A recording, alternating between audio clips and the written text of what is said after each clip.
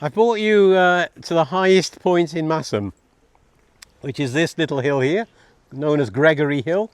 Gregory is an old word meaning lookout, and it's appropriate because that is the high point in Masham. And being the high point in Masham, we believe that was the location of the original manor house of Masham. Although manor house probably a bit too grand a word for something from the Anglo-Saxon times. But if Massa, M-A-E-S-S-A, is what Masham is named after, which is what we now believe, Massa's Ham, Massa's settlement, it's likely that Massa had his homestead here on Gregory Hill, because that would have been the normal thing to do in those days, would be to be on the highest point. And it has a flat top, so it would be suitable for building. As far as I know, it's never really been excavated or archaeologically studied to confirm if that could be the case.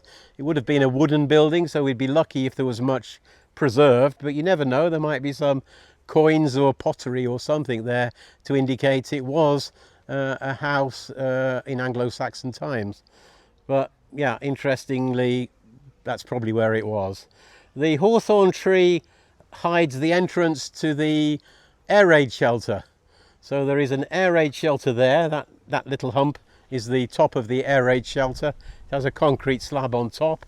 And the air raid shelter was built because the vicarage during the war was used as the sanatorium for the girls' school which moved to Swinton Castle. So Swinton Castle was taken over by a girls' school because it was believed to be safer to move the girls here.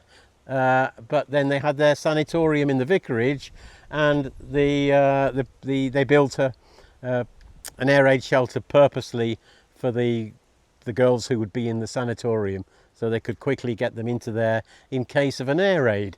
The Masham wasn't particularly a target, but it was quite badly bombed, and we'll see where the bombs fell and how many people were killed later on in the walk. I'll show you one interesting grave which we'll walk past, which is the bell ringer's grave. So